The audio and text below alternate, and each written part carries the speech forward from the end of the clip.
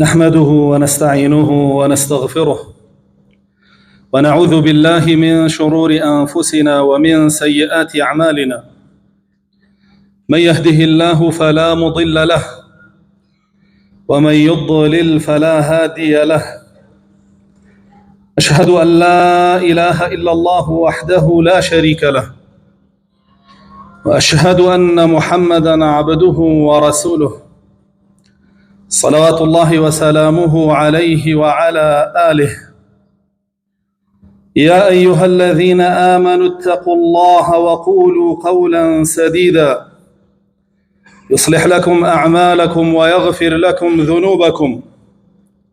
ومن يطع الله ورسوله فقد فاز فوزا عظيما.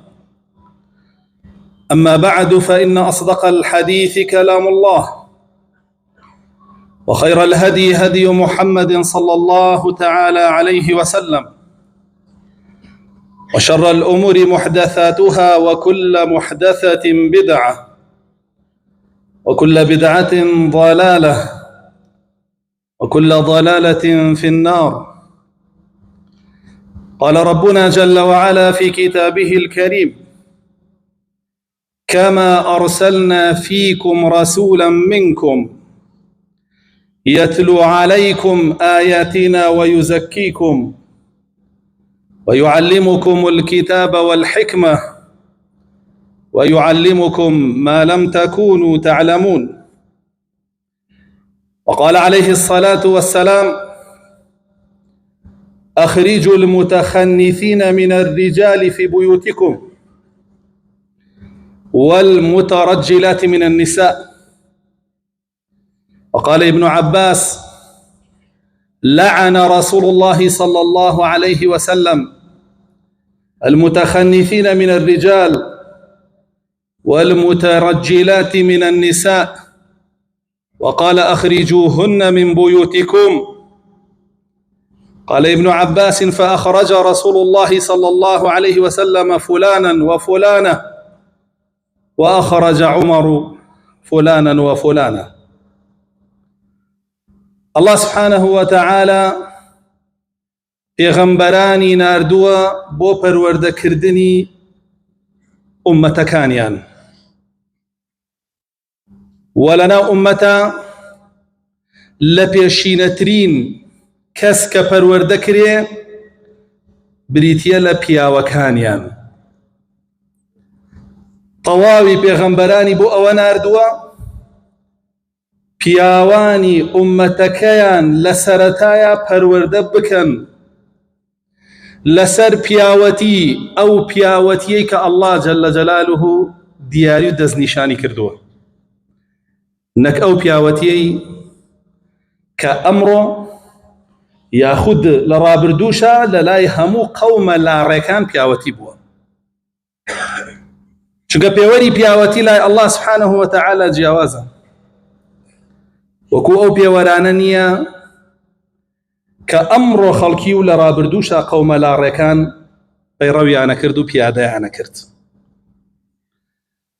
ئەڵڵا سبحانه وتعالى فەرمێ بۆ ئێوەش پێغەمبەرێکمان ناردووە هەر وەکو چۆن لە ئومەتەکانی ئێوەشە پێغەمبەرانمان ناردووە. و ئەو پێغەمبەرانەش وەسفەکە بەچی؟ بەوەی کە خۆیان پیاو بوون. نافەرمێ ذكورا، أفرمي رجالا نوحي إليهم، پیاوانێک کە لەناو هەموو پیاوەکانی سەرزەویە صلى الله عليه وسلم أجمعين کە پێغەمبەرانن، ئەوانەمان هەڵبژاردووە ناردوومانن بۆ ئێوە فێری پیاوەتیتان کەن. بەچی فێری پیاوەتیتانەکەن؟ نوحي إليهم، بوحي. وپیاوەتی ئەوەیە کە لە وەحیا هاتووە، پیاوەتی ئەوە نییە کە لە عەقڵی تۆیە و لە کلتوری ملەتە لاڕەکانایە. بۆیە فەرمێ ئێوەش بە هەمان شێوە پێغەمبەرێکمان بۆ ناردوون کە هەڵبژێراوی ناو هەموو پێغەمبەرانیشە، لە خۆتانە لە ناویشتانە ئاژی. بۆچی ناردوێتی؟ يتلو عليهم آياتنا بو أوي آياتكاني الله تان بسرا بخوينيتو چونك ايوا پرورده بونتان لبدا بتاني بياو پرورده بكن پرورده كي لنا قرآن دوزنو بتاني آفرتي دروست پرورده بكن پرورده كي لقرآن دوزنو بتاني من دالكانيشتان پرورده بكن هل قرآن دوزنو ويعلمهم الكتاب والحكمة ويزكيهم فيش أو أم بيغمر ما ناردوا أم آياتاني الله ين بسرا بخوانيتوا بو أوي بو آياتان تزكية ين بكا تزكية علماء فرمون هو التخلية ثم التحلية تزكية كالرؤكات ضلو داروني إنسان بريتيا ليكمين شد أويكا بيسيا لنا ضلو دارون تابيكي تدرو أنجا دواء أو أوي باكية بهم تناضلو دارون تو يكمين بيسيك أبي لضلو دارون تابيكي تدرو بريتيا لبيسي شرك قال الله سبحانه وتعالى فرمي إنما المشركون النجس شرك بيسا خاونك شي هر بيسا بو يكمين شد لضلو دارون بيكي تدرو بيت شي بيه شرك مشرك به شي هني تجاكي توحيد أهلكي أو هني تجاكي جا قرب سر أوي كنازان شرك شيا ومشرك كيا وقرب سر أوي كنازان التوحيد شيا وموحد كيا أما هر إدعانية وهر دمنية مجاربتان الله الله جل جلاله فرمي فاعلم أنه لا إله إلا الله برو علم ذهب بتوحيد نال فقل هرب دنبيله بعلم لسريبا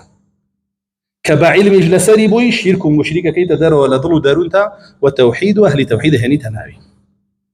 باشان نفاق لضلوا دارونتا كي تداروا الله سبحانه وتعالى بمنافقين فرميتي فأعرضوا عنهم إنهم رجس فرميو بشتيان تيكر منافق رويان تيانكن أوان بيسن كواتا نفاق بيسا وخاونكشي بيساية باشا أماش أبيان لخود بكي تدرو شي بياني تجيغاي إيمان وإسلام بياني تجيغاي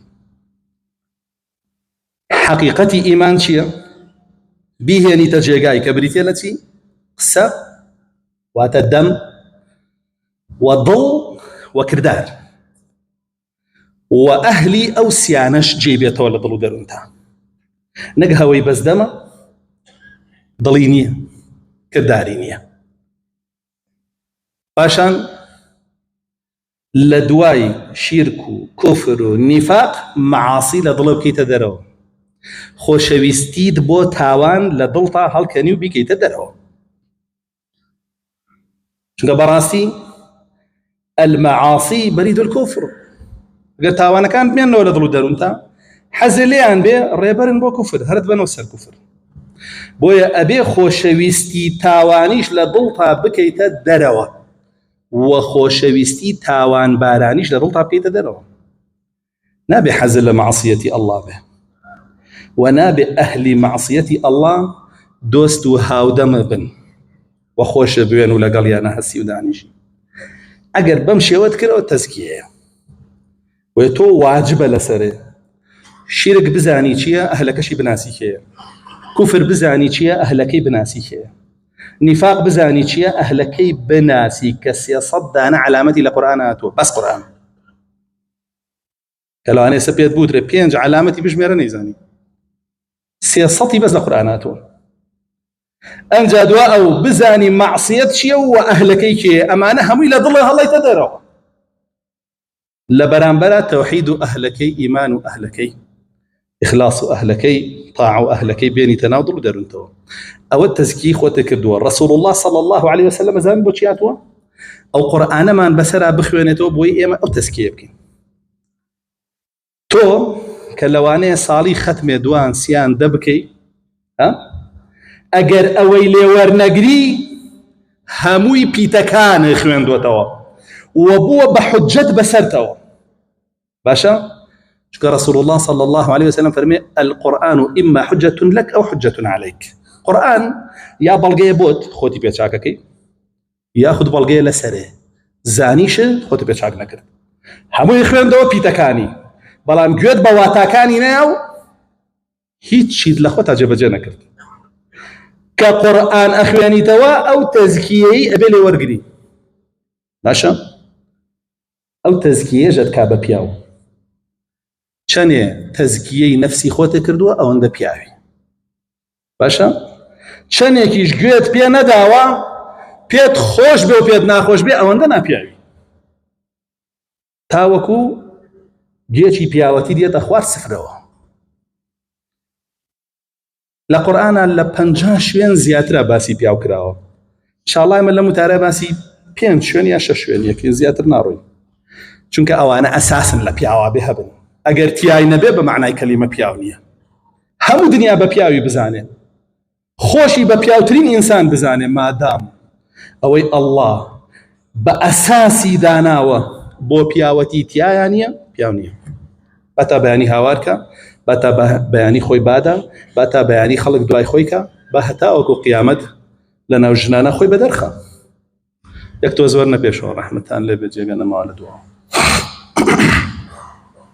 الله جل جلاله فرمي پیغمبر كمان كان اردومانه بو ايوه بو او مبستن اردومانه تزكيه كابتن كاب بياو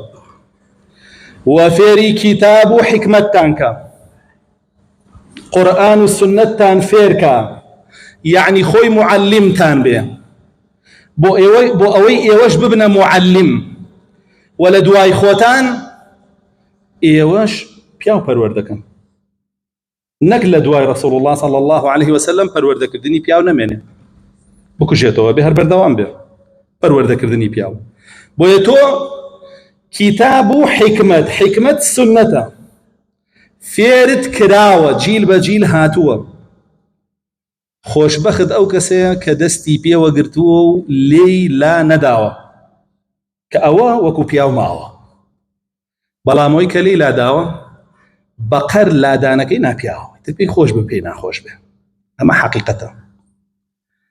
رسول الله صلى الله عليه وسلم زۆر ڕقی لە پیاوێک بوو کە لە پیاوەتی خۆی لابدا هەروکو چۆن زۆر ڕقی لە ئافرەتێکیش بوو کە لە ئافرەتێتی خۆی لابدا ابن عباس وكل صحيح بخاري هاتوا فرمي رسول الله صلى الله عليه وسلم لعن المتخنثين من الرجال رسول الله صلى الله عليه وسلم او بياواني بلعنت كرت كخويانا شبهينن بجنانو تربشكلو شيويا بهالسوكوتا بقسيا بهالويستا كأولا هموي قرنترا كهالويستي زور زبلاء عبيني بقر هالويستي كشوالا يكني تماشا بك همو سركردكاني عرب هالويستي كشوالا يكي غزيان نيه باشا پیاوەتی بۆ نییە سەروەت و سامان و دەسەڵات و هێز و چواردەور و سەر و کەللە و شکڵ و شێوە ئەو بابەتانە بۆ نییە تێنەکەون بە هەڵوێستە تەماشاکە لەم وڵاتەی خۆمانە مەلها ئەکرێتەوە پیاوێک با نەڵێین پیاوێک مامۆستایەک کە ئیشەکەی ئینکاری و منکەرە بکە نایبینی بوێرە باسی کا لەو شارەیەکە کراوەتەوە ژنێکە چێتە بەردەم ێڵە دایخە وازان پیاوی بە چییە بە شکڵ و شێوە هەیبەت و عەمامە و مێزەر و جبە و ڕیش و سەر و سیمایە نەوەڵڵا هەڵوێست لە پێش هەموویەوەیەتی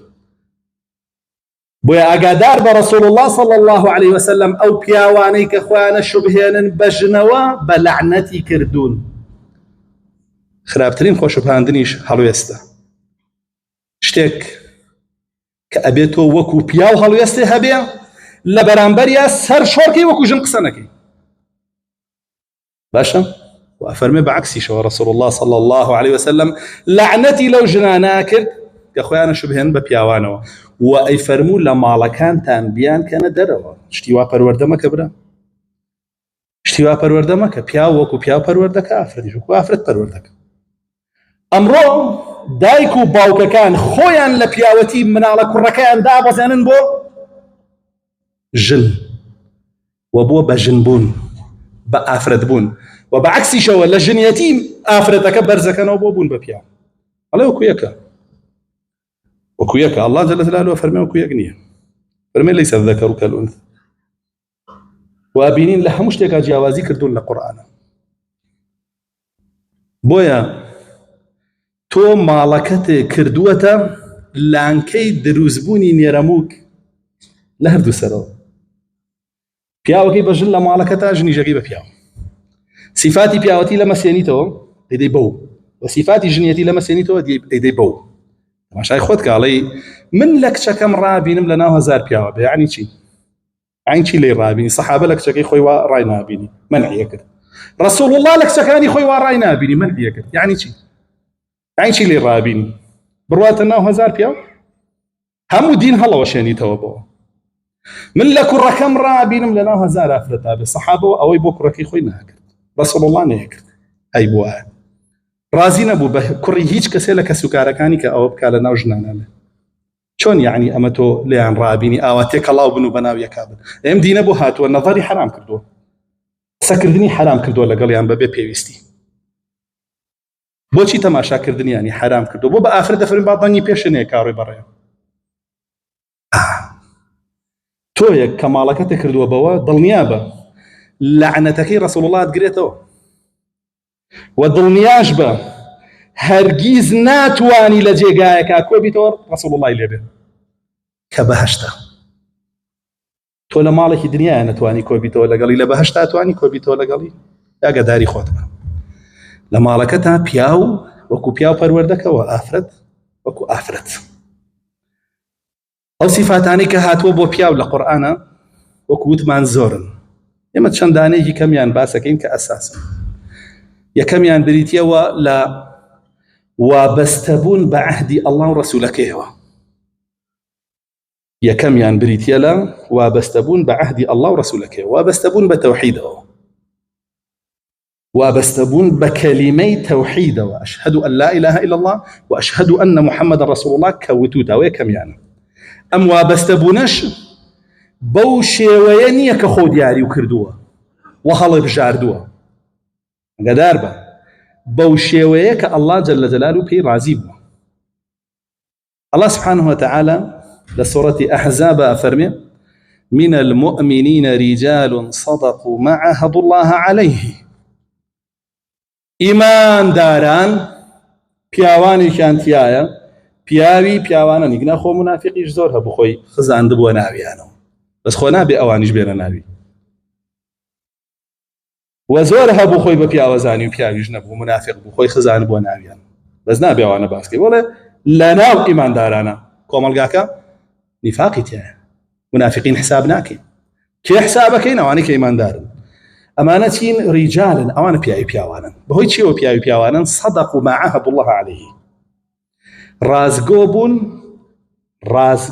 بوون لەگەڵ ئەو پەیمانەی کە بە ئەڵڵایان داوە. پەیمانی چی؟ هەڵگرتنی ئەمانەتی ئەم دینە. إنا عرضنا الأمانة على السماوات والأرض والجبال. هەڵگرتنی ئەمانەتی ئەم دینە. ڕازگۆ بوون لەگەڵ قورئان، ڕۆژانە خۆیان بەراورد کردووە پێی، بەڵێ هەڵوێست و قسە و کردار و بیر و باوەڕیان وەکو قورئان بووە. ڕازگۆ بوون لەگەڵ سنەتی ڕەسوڵ الله صلی الله عليه وسلم، ڕۆژانە خۆیان بەراورد کردووە پێی، بەڵێ هەڵوێست و قسە و کردار و بیر و باوەڕیان وەکو سنەتی ڕەسوڵ الله صلی الله عليه وسلم. ئەوانە پیاوی پیاوانن کە ئەزانن بە بەردەوامی عەهدێک و پەیمانێک لە ئەستۆیانە. شکاندنی جگەلەوەی پیاوەتیان لە دنیایە لێسێنێتەوە، لە قیامەتیشیان خاتە جەهەنەمەوە.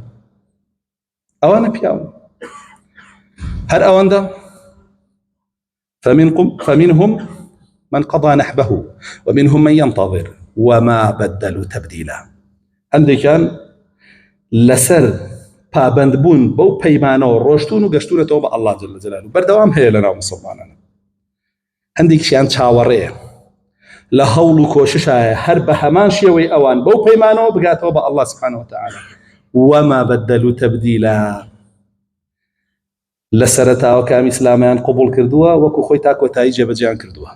گۆڕانکاریان تیان نەکردووە، خاوري استقامة بون كعمر كوري خطاب رضا ورحمة الله إليه بفرمي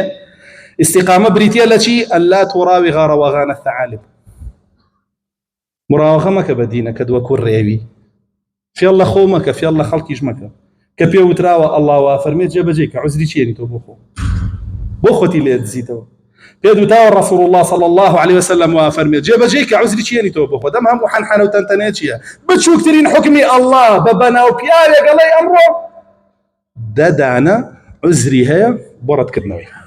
وشي ببياو زانا بياوانا عهدكي لقال الله أبارزي واستقامي لسري أبي أقول بوشيوي أو باش ناك بتشوكترين باي قمراي بي لقالي بروي بتشوكترين شابولي شبهة وقمان بي لقالي بروي بتشوكترين حزب بجولة دسي لبري تماشاي خودك أبيني جاي خود لأزم آتا أما إيش اللي نشانك بياو لقرآن أساسا دوم دانا الله سبحانه وتعالى لقرآن فرمي رجال لا تلهيهم تجارة ولا بيع عن ذكر الله وإقام الصلاة وإيتاء الزكاة يخافون يوما تتقلب فيه القلوب والأبصار بياوانا أوانا كهيت لا يا نايا لذكر الله ذكر الله شيء كتاب السنة ذكر الله كتاب السنة يعني هيج تيريقرني لبردم يانا لفيربوني ولا جيب جكردني هيج تير كاتيان هي بو فيربوني دينا كان نك كاتيان هبي بو فيربوني هموش تي بس بو دينا كان امرو خلق وا كات ترخانك ب 5 ساعات بو موبايل يك ساعات بو دينا كي ترخانك مجاليني كات ترخانك روجانه 10 ساعات 15 ساعات بوك شوليه بحرامي وفيربوني دينا كي مجاليني ئافرەتە بۆ کوڕێک بە حرامی بۆ ماوەی چەندین ساڵ دوای شانازی پێواکاڵێ بە پەیوەندیەکی حرامانە بۆ 10 ساڵ ئەنجا بەیەک گەشتین دوای دەچێت لە محکەمە جیا بێتەوە بەس کاتی بۆ دینەکەی نییە چۆن نەبێتەوە مسلمان بیت و کاتە نەبێ بۆ فێربوونی قورئان و حەدیث بۆ لە سەرزەویە بگرە لە کەون و کائیناتە شەریفتر لە قورئان و حەدیث هەیە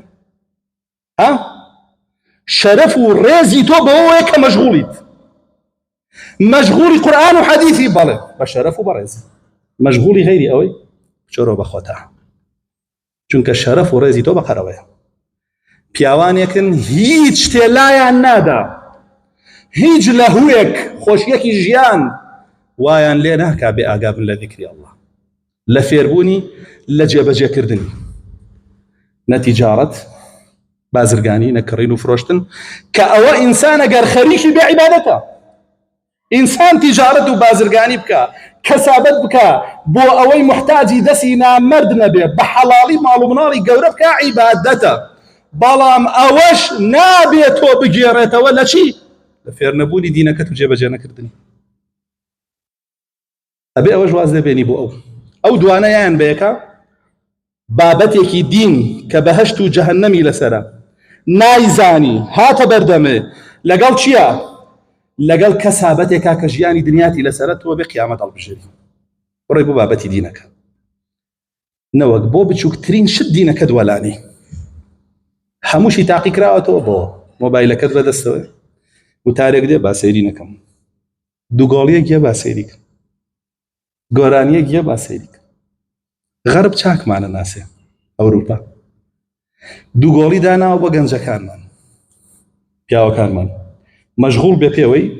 واز لە دین بێنێ لە 1970 خەریکەوەیە هەمووی ناوی یاریزانە زانێ زۆر جار بەوانەشەوە کە ڕیشیان بەرداوەتەوە و ملتەزیم مزگەوتیشن شەڕیژەکەن لەسەر یاریزان فەریق و ئەو بابەتان هەڵقەی هێناوە بۆ ئافرەتەکانمان ئەوانیشی مەشغول کردووە بۆەوە بڕۆ ئافرەتەکانمان هەرچی ئەکتەرایان ناسن بگرە داواکەن لە مێردەکانیان وەکو ئەکتەرانان سەر و ڕیش و جلوبەرگیان لێکن باشم صاف اللوسي كانوا بوشيوية وخوشيان وكو أكتر كانت التجميلة كان خوان شبهن بوانا أما أفرت كانش من دالا كانش يعني مشغول كردو بيارية ولا موبايل وآيباد أنواع ياري إلكتروني أم أمتا كي بياوي تيابر وردا به كبياوي خريكي ئەوەیە و ژنی خەریکیەوەی و مناڵی خەریکیەوەی کەی پیاوی تیا پەروەردا بێ کەی دینەکەی فێرە بێ کە ئەمە پێشەخا بەسەر دینەکەیە پیا و ژن و پیری مناڵ و گەورە و بچکەی ئەرساتە بەڕاستی ئێمە زۆر جار لە ناو زەلکاوە مەلە ئەکەین کە یەکێکیش ئاوی پاکمان پیشانەیە و ئازانین مەلەکەی لێ تێکداوین ڕقمان لێ بێ ئەوانێ زۆر کەسە بێ سەم قسانی بۆکەم ڕقی لێم بێ من ئەمەوێت لەو زەلکاوە بێتە دەرەوە بچێتە ناو ئاو پاکەکە ئەو ئازانێ من مەلەکەی لێ تێکەیم وەڵڵاهی مەلەیەکی دروست و جوان و پاک نایە بۆت دەرئەنجامەکەی نەخۆشی و تیاچوون نەبێ ڕزگار تەکەم هەر ئەوەش مەبەستمە و لەگەڵ هەر کەسێ هەستا بووم و دانیشت بم هەرەوە مەبەست بووە بەڵام سبحان الله ئەبە الناس إلا الزەلکاو خەڵکی هەر حەزی لە زەلکاوەکەیە هەرچی ئەەکەی نایەتە دەرەوە لێی دەریەهێنێت چێتەوە ناوی ئەوە کارەساتی ئەمڕۆی ئێمە بەڵێ پیاوی پیاوانە هیچ شتێ لای نادا لە فێربوونی دینەکەی و جێبەجێکردنی تەنانەت ئەو کەسابەتەشی کە حەڵاڵ نوێژی خۆیەکە زەکات دەدا ئەو پارەیە کە پەیایەکە بە ماندووبوون بە عەرەقی ناوچاوان ئامادەیە لەسەر فەرمانی ئەڵڵا بە زەکات بیدا بە غەڕامەی نازانێ ناچێ بیخاتەوە گیرفانی خۆی لە ڕێگایەکی ترەوە نایدا ئەو فەرمانی ئەڵڵایە بۆ 800 و ئەیدەم ئەوەندەیە لەسەر ئەنجا بیری قیامەتیەتی يخافون يوما تتقلب فيه القلوب والأبصار بیری قیامەت نییە خۆشە بە پیاوە زانی الله جل جلاله فەرمێ پیاو بیری قیامەتیەتی لە هەموو شتێکا بەردەوام کوا بیری قیامەت بۆ خەڵک بیری قیامەتی بووە ئاواژە خەڵک بیری قیامەتی بووایە ئەو هەموو دەست بڕین و قۆڵ بڕین و خیانەت و غەشە ئەبوو لە ناو وڵاتیە من بیرمیە لەو سابوونکەرانە لەدایک بووم و گەورە بووم خەڵکی و سلێمانیم دیوە لەو سابوونکەران و ئەسحاب ئەسپی و مەڵکەنی و شێخان و ئەو مەنتیقانەیە قەزازەکان خۆم بە چاوی خۆم لە ناویانە ژیاوم دراوسێمان بووە مناڵێکیان نەخۆش بووە دایک و باوکی بردویانە بۆ بەغا مناڵەکانی تریان لای دراوسێکی ترمان بوون دراوسێمان بوو دوو ئافرەت بوون زەواجیان نەکرد بوو کە بەردەرگایان ئەشۆرد هەری خۆیانیان ناشۆردی هەموو گەڕەکەکەیان ئەشۆرد دراوسێمان بوو پارەی هەبوو پارەی زۆر نێزانی لەکوێ داینەی بر لای دراوسێکەی دایانە پیاو هەبوو غەژ نەبوو ساختەچێتی نەبوو فێڵ نەبوو قۆڵ نەبوو قۆڵبڕین نەبوو هەڵقە و فلیم خەڵکی تێک نەیابوو دنیا خەڵکی نەبردبوو خەڵک بیری قیامەتی هەبوو کێ لە نەوەتەکانە ژیاوە لەم شارەیە ئەوەی نەدیوە بە چاوی خۆی لەوەش گەورەتری نەدیوە دیوێتی بۆیە سەر نەماوە بەسەر ئەم هەموو ئینتەرنێت و مۆبایل و عیلمەیە کە دێتە ناو ماڵەکەتەوە دێتە بەردەست بۆ نەماوە بەبرۆی پیاو نەماوە ئەوە کورتی مختصەریەکەیەتی بۆیە کە بیری قیامەتە بوو زانیت ڕۆژە لە ڕۆژان لە بەردەم ئەڵڵایە ئەوەستێنرێی غەژ ناکەی خیانەت ناکەی قۆڵ نابڕی ساختەچێتی ناکەی ئەزانی لە چاوت دەرەهێنرێ بۆت سوفیانی کوڕی عویەینا فەرمێ وەڕەقەیەکی پێ بوو شوعەیبە فەرمێ زوو سەیریە کرد ڕۆژێک با بردی لە دەستیا کە لە گیرفانی دەری هێنا سەیری کرد هەڵم گرتەوە بۆم بردەوە سەیرم کرد لە وەڕەقەکە نووسراوە سوفیان بیری ئەو ڕۆژەت هەبێ لە بەردەم ئەڵڵای ئاوەستی بیری خۆی خستۆ بە بەردەوامی خەمی قیامەتی بووە پیاو ئەو پیاوەیە لە قیامەتا ڕزگاریە بێ نەک لە دنیاە دەسەڵاتی هەبێ و ناوبانکی هەبێ و سەروەت و سامانی هەبێ لا ئەوەیە لە قیامەتا ڕزگاری بێ ابن قەیم فەرمێ نەسیحەتی خەڵکمە کرد 10,000 کەس بۆم دانیشت بوو ئەگریان فەرمێ لەویایە بەخۆم وت چی ئەکەی ئەوان ڕزگاریان بێ بەهۆی قسەکانی تۆ خۆ بۆ جانەم بڕۆی لەبەر ئەڵڵا نەدوت بێ لەبەر ئەڵڵا نەتکرد بێ ئەوە هیچ شتێ بێ ئاگای ناکات لە قیامەتی پیاوی پیاوانە بەس نامەرد بە بچووکترین شت قیامەتی لەبیرە چێتەوە یەک مۆسیقای بۆ لێ هەڵەسێ ڕەقسەکە قیامەتی چی دینی چی ئەو بابەتانی چی بچووکترین کەلێنەوە زینای بۆ هەڵگەڕێت ناگەڕێتەوە لێ یەکسەر ئەڕوا بۆی هەڵکەوێت پارەیەکی حرامی بۆ هەڵکەوێ ملی خۆی بۆشکێنێ سەنگی خۆی بۆ بەگول لەوانێ نامرداوە پیاوی پیاوانە نا قیامەتی لەبیرە وەسەفاتی سێم کە دیسان لە قورئانە هاتووە پاکێتیە پیاوی پیاوانە حەزی بە پاکیە لە هەموو شتێکە حەزی بە پاکیە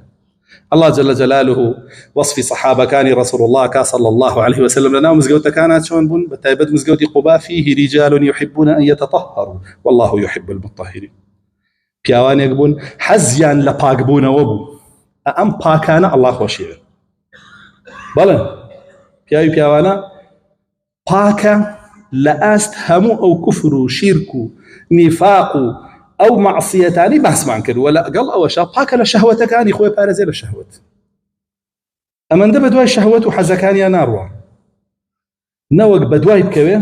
دوايش باساو بينيتوا بو شرعية بيداني تماشاك الله سبحانه وتعالى باسي رسول الله صلى الله عليه وسلم باسي حوت كسمان بوكا كالجير سيبري عرشان اگر تماشا بكي ام بيواني تياك يا سباسيا كين ليره لم نيشانانه كهنا ومعنى القران لباري وبيوانوي كخوان باغرا اغرن لاس شهوتكان يانا فرميجي فرمي الرجل ياويك بيوانا الرجل بيونا يبا دعته امراه ذات جمال ومنصب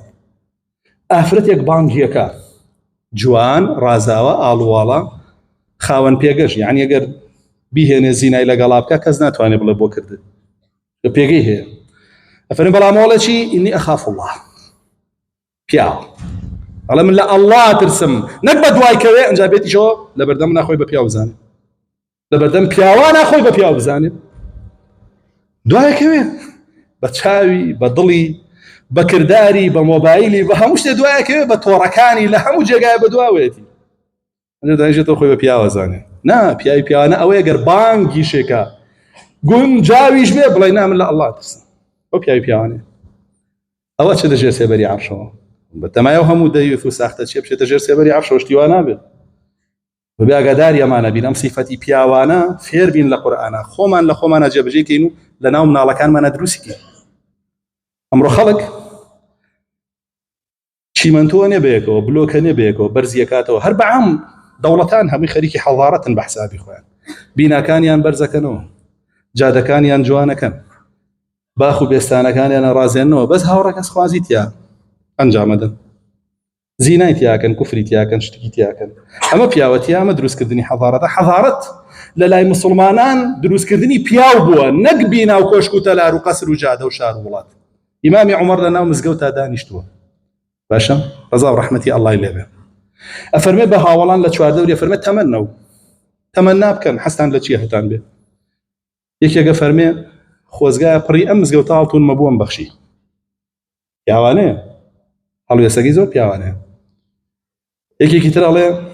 خۆزگایە ئەچووم بۆ جیهاد ئەکوژرام لە پێناوی سەرخستنی دینی ئەڵڵایە و دوایی ئەچوومەوە و دیسان ئەکوژرام و دوای ئەچوومەوە دیسان شەهید دەبوومەوە یەکێکی تر ئەڵێ خۆزگایە ئەمتوانی ئەوەندە ماڵە فەقیر و نەدار و هەتی و بێباوکوانە بگرمە خۆم و سەرپەرشتیان بکەم بەس نییە بەدەستمەوە نییە هەر یەکە شتێک ئەڵێ رسول الله صلى الله عليه وسلم فرمێت تەمەنای خۆمتان پێ بڵێم چییە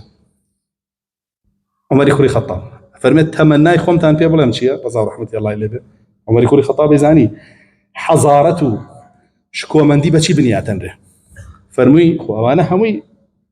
علامتي بياوتي بولا صحابه كباسيان كده كسيني والدنيا مهبي بخوم وجن مهبي وقصر مهبي وكسي واي نوت همي تي بخشم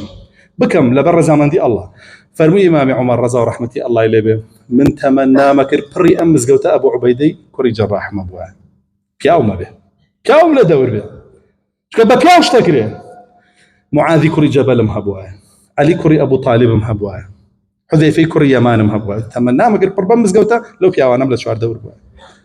كازاني بپیاو شتكري انا مردنا پیاو شد ناكري خو امانشي لقليبون همي پیاوون لو قاري پیاوتي شابون بلام درجي پیاوتي اواني ناوي هنان لكوي همي عشرين مباشره همي مجده بيدراوي بهجنه رسول الله صلى الله عليه وسلم مجده ببياوانك نادا كشايستي بهجنه بن واوي مجدي بهجتي بيداوا او لو قري بياوتيا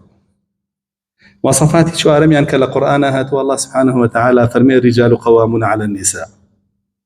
بياو راوستاو بسرجنه اگر بياوي ابي راوستاو بي بسرجنه كتو باشا بانگی پیاوانی کری فرموی استوصوا بالنساء خيرا باش بن لقل جنكم بانگی کردن وای پیوت لکیا لسلام ارجع رسول الله صلى الله عليه وسلم وافر يعني پیاو ئەو پیاوەیە کە بەسەر ئافرەتەکانیەوە ڕاوەستاوە هەر مەبەستی ژنەکەی نییە کچیەتی خوشکیەتی دایکێتی هاوسەریەتی پوریەتی هەر کەسێکی هەیە چ پێداویستێکی هەیە تۆ بۆی دابین کە با نامردێ بۆی دابین نەکاو لە دەسە دەریکە خۆی ببێتە قەوامی و بەکاریشی بێنێ بۆ شەهوەتەکانی وەکی کەش پەروەردەی کە پارێزەری دینی ئەو ئافرەتانە بە کە پەیوەستن پێێتەوە ئەوە پیاوەتیە پارێزەری ئەخلاقیان بە ئەوە پیاوەتیە نەک بڵێ بەڕەڵایەنەکەمە ناو هەزار پیاوە لێیان ڕابینەوە پەڕی ناپیاوی ئەوە دەیوسیە ئەوە دەیوسیە چونکە ڕەسوڵ الله صلی الله علیه وسلم فەرمێ هەر ژن و پیاوە بە تەنیا لە جێگایەکە من سێمیان شەیطانە تۆڵێ چی تۆڵێ منەی خەمە ناو هەزاری شۆقەینە ئیتر نازانم تۆ یا دوژمنی ڕەسوڵ الله دوو خۆت هەڵواسیەوە بەم دینەیە باشە منافقێکی یاخود قەناعەتە بە دینەکەی خۆت نییە و کافری دوێ چی داوە لەم سەر مۆقولاتە لەم مزگەوتانەیە چی داوە لەم فرکانە لەم جێگایانەیە الرجال پیاوی پیاوانە الله جل جلاله فەرمێ ئەوەیە ڕاوەستاوە بەسەر دینی ئافرەتەکەیەوە بەسەر ئەخلاقی ئافرەتەکەیەوە بەسەر پێداویستیەکانی ئافرەتەکەیەوە هەرچی پێویستە لە ڕووی مادی و معنەویەوە تۆ ئەبێ ڕاوەستی بەسەریەوە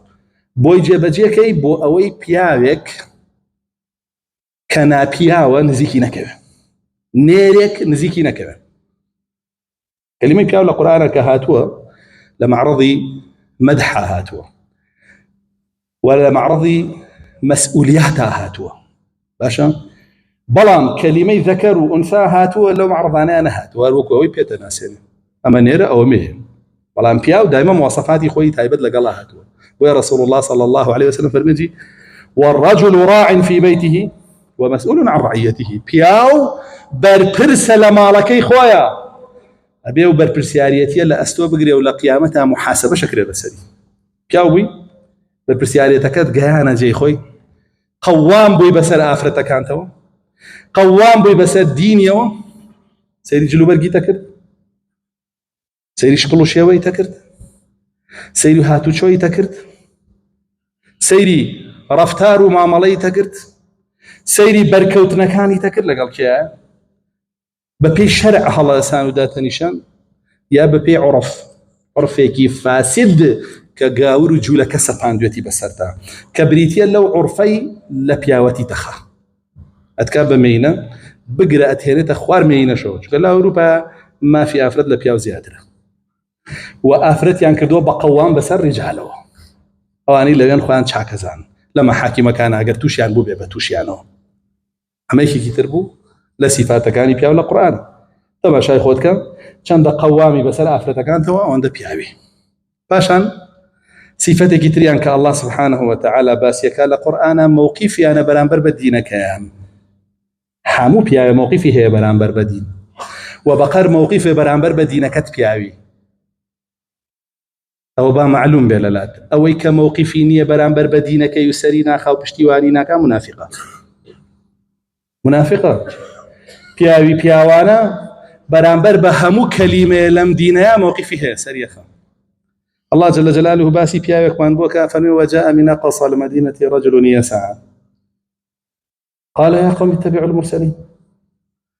سورة ياسين أخي أندو تانته سورة قصص شاباسي وموسى وجاء رجل من أقصى المدينة يسعى قال يا موسى إن الملأ يأتمرون بك ليقتلوك فاخرج إني لك من الناصحين يكيكي عندي لنا جرقي طاغوت يكي وكو فرعون لمالي أو لكوشكي أو دي هۆشداری ئەدا بە پێغەمبەرێک کە دینەگەیەنێ ڕێ ئاگاداری خۆت بە بە تەمان بتکوژن دەرچۆ خەمی دینەخوا خەمی هەڵگرانی دینەخوا بە حەق نەک بە ناحەق نەک بیترسێنێ حەقەکەی پێڵێ هەیە موامەرەکە لەسەرێ بە حەقیقی هەیە لەوێش تا توانی بەرگری کرد ئەتەقتلون رەجولا يقول ربي الله پیاوێکە کوژن کاڵێ پەروەردگارم الله جل جلاله پەرستراوم الله جل جلاله مەکەن شتی وا مەکەن تا توانی نەسیحەتی کرد کە زانی گوێ لێ ناگیرێت چوو خۆی ئاگادار کردەوە ئەمە موقیفە بەرامبەر بە پیاوانێک کە دینەگەیەن موقیفی هەبوو ئەم کامرایە الله جل جلاله بە ڕەجول ناوی برد بە پیاو خەڵکیکە زۆر هەبوو لەو سەردەمایە هیچ ینی بە ڕەجول ناو نەبرد لەبەرەوەی موقیفیان نەبوو هەر موقیفیشە تۆ لە تەریخە تۆمارەکا وەکو پیاو بەوەی سوورەتی یاسینیشە فەرمێ ئەم پیاوە هاوتی چی سيري كرامانه پێغەمبەرانێکن دینەگەیانن کاکە خۆ داوای پاریان لێ نەکردون خۆ ناموستان هەتک ناکەن خۆ بە کوشتان نایان بۆ خۆیان وەکوی ئەحزابەکانێکن لە ئەلمانیەکان باشە بۆ دوایان ناکەون فەرمی اتبعوا المرسلين يا قوم اتبعوا المرسلين خەڵکینە دوای پێغەمبەران کاکە دوای داوای پێغەمبەران کەون دوای کەسانەکەون کە بانگتانەکەن بۆ داوای پێغەمبەران تەطبیقیکەن لە خۆتانە جێبەجێکەن اتبعوا من لا يسألكم أجرا داوای ئەجر لێ ناکە داوای هیدایەتێ لێکە بۆ خۆت بۆ قیامەتێ ئەجری ئەو لای الله جل جلاله پیاوە ئەوە موقفی هەیە بۆ دینەکەی و بۆ هەڵگرانی دینەکەی نەک یەکەم کەس کە بوختانی بۆ بکە و دژایەتی بکە هەڵگری دینەکە بێ باشە یاخود بێ موقف ئەوە بە دیاریەوە دانیشی حەقی نەبێ هەرچیەک ئەبێ الله جل جلاله لە قورئانە باسی منافقینەکە فەرمێتی كأنهم خشب مسندة منافقەکان وەکو چی وابوون لە مەجلیسی رسول الله صلى الله عليه وسلم وەکو داری ڕزیوی هەڵپەسێراوە بە دیوارە بەس دیکۆر و منظر جا طبري كتفسير يم آياتاك قرطبي ابن كثير لكلبية ورواياته هنا لو أنا طبري هنا فرمي يعني خشب مسندة على الجدران لا نفع فيها لدينه ولا لدين غيره وكو دارك هالبسيراوي رزاوا بديوارك وهي ستوديكين نبو ديني خوي نبو ديني خلقيش بالصال لبالتا تو دعوي حقك هلا يساعد ما شايف قلت نابني رجل رجان او دعويته بيقوش سرخه بلايكه بكومنتيه بكلمه بشيره ببلاو كدنوي وتانيه ببرقريك اعتيادي كواجبه لسري بك نايبيني خشب مسند حقم شيء حقي ودعوه امنيه حقي ودين امنيه اي حقي شيء خوي سرخه اما منافق به كموقفي نبي لاس دعوي حق السريخه بخشب مسنده باسكري القران اي بيك دجاتي كاتشي نقل قال يعني دجاتيك بهتاني بوك اي قريك يكمين جولي دجاتي كدني ودعوه به دوای چندین سال کله ناوی ابو بحسابي خوي يا اهلي ودعوه به والله زلام هبوا حفظ صعب هاتو شي كردون هاتو تمالم لمجلس ما بوا قسم بالله نمدي ويقروج بلايك مدينه سرخه او دعوه سرخه اخر شي قسوتن بو بيمانو بدعوكش خشوب مسند حرق سيكي شقي يسايبات وسرخه يحسبون كل صيحه عليهم بدواياتك حرق سيكيبات وسرخه زلامي هبوا نوديوتا نناسيوتا نزانيوتا كي والله لسر او دعوه اماده بو جياني خوي ببخشه جياني خوي ببخشه ها فرقي بياو نا بياو چنيكا بياو خمي دعوتي اخر مواصفات كم باسي كم بياو بغيرته بغيرتني الله جل جلاله باسي قومي موسى كاتك فرماني ام بيكرا بچنا نا بيت المقدس حمي ترسا إن فيها قوما جبارين وإنا لن ندخلها حتى يخرجوا منها يعني موسى قومي كتيايا بهيزن هيزيانه دا صلاتيانه زورن يمناتي لناوي فمان كوجن باوان درشن انجا الله جل جلاله باسي دو بياوكا كغيرتيان هبو كآزاب قال رجلان من الذين يخافون أنعم الله عليهما ادخلوا عليهم الباب فإذا دخلتموه فإنكم غالبون دو بياو لنا أوهم ترسنوكو بغيرتا موقفي أنا بو كان باب روينا ناو بس بروينا ناو سركوتوا بين الله جل جلاله سر معنا خاطر بس سر قستن عايدي الله عايدي هيز وشق وزوري وبابتانية تو أسباب كاني سركوتن لخوتا كوكروا الله جل جلاله سرخا أسباب كانت يانا بهزي همو دنياتها بسرناك شان زور بي شان شك وجبا خارد هبي سرناك ويفرمي إيما با فرمانكي الله جيب جيكين بروين جي هذا قبكين الله سرمانك طواب بغمري شي خوابان لقلا يبو بترسين بلام هرنچون هر ترسان بويا او ترسنو كان الله عقوبيدان چل صال لبيابانا سورانا همو رجريانا كرد يا وارسيريانا كرد جي خوانا امتك بغيرت به ئەگەر 1000 ساڵیش نوێژ بکە و عیبادەت بکە مادام غیرەتی تیانیە وەکو پیا و دینەکەی سەرناخە ترسنۆک و لەرزۆکە ئەبێ هەر لە جێی خۆیان فەرقە ناشکە ئەو حەقیقەتەکەیەتی نایبینی بەرەو پێشەوە بڕوە بەرەو لووتکە بڕواتەوە جارێکی تر هەتا وەکو غیرەتە نێهاتەوە بەر خۆی ئەمە 6 مواصفات بوو کە لە قورئان هاتبوو بۆ پیاو مواصفاتی تر زۆرە خۆتان دیراسە بکەن و گوێ بە هیچ پێوەرێکی تر نەدەن بۆ پیاوەتی نەخەڵە تا بن وابزان پیاوەتی شان و شەوکەت و عەزەڵات و ماسوولکەیە عەبدوڵای کوڕی مەسعود ڕەسوڵ الله صلی الله علیه وسلم فەرمانی پێکا بچێت سەردارێک کاتێت سەردارێک قاچی دەرەکەوێ باریکە هەندێک پێکەم فەرمێ ئەتەضحەکون من دقة رجليه ئەوە پێکەنن لەبەر باریکی قاچی عەبدوڵای کوڕی مەسعود فەرمێ فوالله لهما أثقل من الأحد عند الله سوێن بە الله لە کێوی ئوحود خورسترن لای الله جل جلاله لەسەر تەرازوو ئەو قاچانەی ابن مەسعود کە چەنە باریکن لولا شەوە فەرمێ رەسوڵ الله صلی الله عليه وسلم پیاوە هێنن کەلەزل ورگزل قەڵە و پان قەبە زەد بە ماڵ بە سەروەت و سامان بە هەموو شتێ هەموو کەسێکی بڕی و پێشی داونەتەوە فەرمێی خەنە سەر تەرازوو کێشی باڵێ مێشولەی نییە بۆ لەبەرەوەی پیاوەتێکی تەزویرە ئەو پیاوەنتیە نییە کە الله جل جلاله پێوەرەکانی باس کردووە لە قورئان و رسول الله صلی الله عليه وسلم فێری ئەصحابی کردووە و بگەڕێنەوە بۆ پەروەردەکردنی پیاو رسول الله صلی الله عليه وسلم پیاوی پەروەردە کرد لە ماوەی 10 ساڵە دوو گەورەترین زلهێزی ڕووخان ئێمە لامان داوە لەو پەروەردەیە هەوڵ بن بگەڕێنەوە بۆ پەروەردەیە و مناڵەکانتان بۆ شێوە پەروەردەکەن داواکارم لە الله حق بڵێن و حق پەیڕەو بکەین و حەقیش فێری خەڵکی بکەین والحمد لله رب العالمين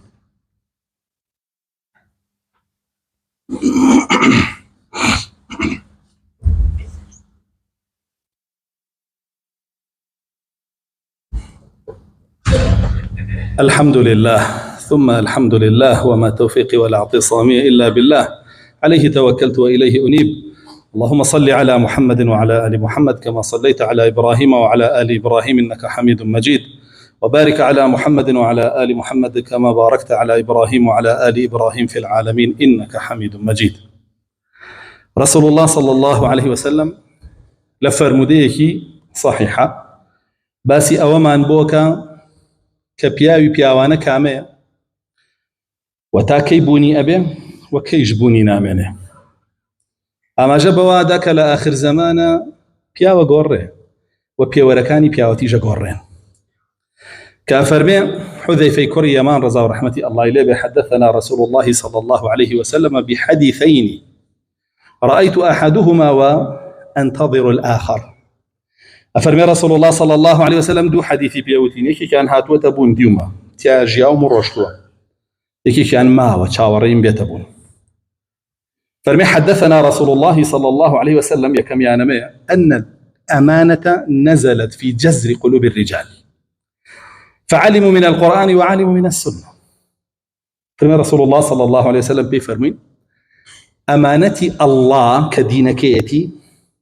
باشا كفرمان وقدغكانيتي دا بزية ناو كروكي ضلي بياوانك كم بس صحابة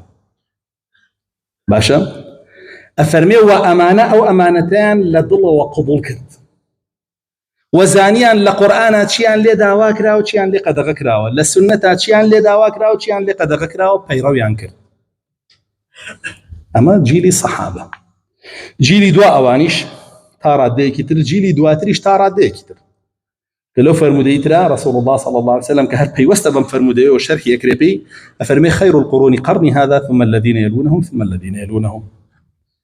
باشتريني جيل كان باشتريني إنسان كان كجياب لسر زوية لدواي بغمران كان صحابا جا كان تابعي كان جا كان تابعي كان أواني بشوين تلبكاني صحابة كان هاتو أمانة دابزي وتسر ضليان باشا ووريان قرتوه كأمانة دينه قرآن وسنة وبيرويشان كردوه أفرمي ثم ينام الرجل نومة أما حديثي دومي أنا كافرمي نمدي وتشاورين بيبينم حذيفة طبعا نايبينه هو فاتك لأنه تابعي كان فتقبض الأمانة من قبل قلبه فرمي إنسان وايليا أخبه خلاصي أمانة لضلي أنامنه يعني الدين لضلي أنامنه صلى الله ما جيت كذا شو مسلمان الروش كافر بروج مسلمان شو كافر طبيعي وايلي جا زانانە فەرمونون ئەو نەومەیە مەبەستی پێی خەوی خەوتن نییە، شەو بخەوێ، مەبەستی ئەوەیە یەغفل غەفلەتەن، بێ ئاگا بێ لە دینەکەی لە بڕ، بەهۆی شەهوەتێکەوە، بەهۆی دنیایەکەوە، بەهۆی بابەتێکەوە لە دینەکەی بێ ئاگا بێ، ئەو بابەتە غەیری دینەکەیەتی، وریا بە دووگۆڵی نەبێ، وریا بە هەڵقە و فلیم نەبێ، وریا بە یاری و گاڵتەوگەپ نەبێ، وریا بە پارەی حرام نەبێ، وریا بێ ڕازیکردنی تەواغیتەکان نەبێ، شتێ لەو بابەتە نەبێ، بێ ئاگابی لە دینەکەت. ئەفەرمێ فەیەبقا ئەثەرۇه فی قەلبه کەلوەکت، ئەفەرمێ یەک تۆز ئاسەواری ئامانەتەکە ئەمێنێتەوە، هی دینەکە ئەمێنێتەوە لە ناو دڵیا وەکوتی وەکو وەکت عولەما فەرمون بریتیە لەو جێگای کە بەرکەوتنێک لێ یا خوێنی تێزە خوێنێکی ڕەش لە ژێرەوە، ئەومان لێ هاتووە، چەکشێکمان نابێ شتێک ئەبێ بە بڵۆک و ناوکەی خوێنێکی ڕەشی تایە، ئەو وەکتە. هەندێک دەڵێن سوتاویەکە، یعنی ئاسەواری ئەمانەتەکە ئەمێنێتەوە زۆر بەکەمی بەس. ئەفەرمێ ثم ينام، دواو جارێککە بێئاگا بێتەوە، خەوی لێکەوێتەوە، بێئاگا بێتەوە لە دینەکەی، ئەخەوێ خۆشی لای دینەکەی نامێنێت دیسان. ئەفەرمێ فتقبض، دیسان بەشێکی تری ئەو ئەمانەتە لە دڵیا دەریێتەوە، فيبقى أثره وەکوتی ئەفەرمێ کەلمیجل، ئەو وەختە ئەو ئاسەوارە ڕەشەش نامێنێتەوە، وەکو میجلی لێ. میجل چیە؟ ئینسان ئەگەر بە دەستی زۆر بە پیکە ئیش بکە، ناو لەپی دەستی ئاوا کۆمەڵە بڵقی زەرد دروستەکە، پێستەکە ئەستورە بێ بۆ شێوەی لێ. فەرمووی یعنی چی؟ ئەمەیان نقطە ڕەشەکەی تیانە، یعنی ئاسەوارەکەی بە تەواوی نامێنێتەوە. فەرمێن جا بەردی هێڵگرت رسول الله صلی الله عليه وسلم، دەحرجه على رجله، بەسەر پێیە شۆڕی کردەوە، بەسەر سەری پێیە، بەردەکە تەپوتۆزی پێوە بوو، تەپوتۆزەکەی نوکتە نوکتە لەسەر پێی رسول الله صلی الله عليه وسلم بەجێما. فەرمووی ئەبۆ شێوەی لێ ئەمانەت لە بێ ئاگای خەڵکیە، یعنی هیچی هەر نامێنێتەوە، وەکو تەپوتۆزێک و کە ئاوای لێ بکەی ڕوا، یعنی خەڵک دینی نامێنێتەوە، هەموو شتێ دینەکەی لێبە، دینەکەی بۆ هەموو شتێ واز لێ هێنێ و بەریەدە، خەڵک ئاوای لێدە. ئەنجا فەرمووی فيصبح الناس، تر خەڵکی ڕۆژگارێکیان بەسەرا دێ،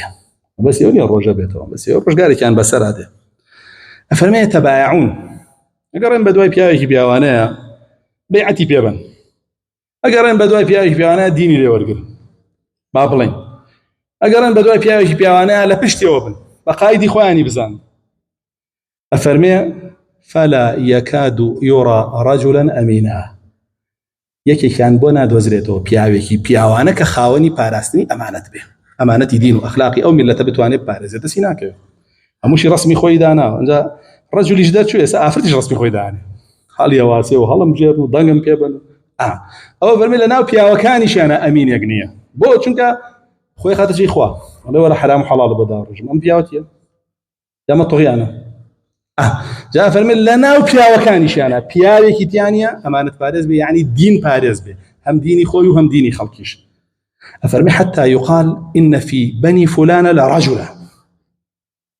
رجلا أمينا، تاوای لێی تر خەڵکی کەسێک هەڵی خەڵەتانون لە جێگایەک لە شوێنێ دەرکەوتووە، پێگەیوە تازە هەڵکەوتووە، ئەڵێن بەڕاستی ئەمە ئەمانەت پارێزە، ئەمە چاکە، ئەمەیان فریامانەکە، ئەمەیان ڕزگارمانەکە، ئەمەیان وڵاتمان بۆ خۆشەکە، ئەمەیان معاشمانەتێ، ئەمەیان ئەوەمان بۆکە، پێچێت دەجال بێ، هەمیش دوایکەوە دەجالی ئەوانی هەمووی پێ، دنیاشە بۆ خۆشەکە و ئاڵتونیشە بەسەر ئابارێنە، نەک معاشەیاتی، دوایەکەوی دەنگی پێی ئەوان پێی تۆ بۆی بەی چۆن نایی، چۆن دوای ئەو ناکەوی، دوایەکەوی طبیعی. جا فەرمێ ئەو خەڵکە بەناحەق دەسەکە بە وەسفکردنی بەتاڵ، فيقولون ما أجلده ما أعقله ما أظرفه، چەند جوانە، چەند بە شەهامەتە، چەند عاقڵە، چەند زیرەکە، چەند وریایە، کورە ئەمە باشە، ئەمە ڕزگارمانەکە.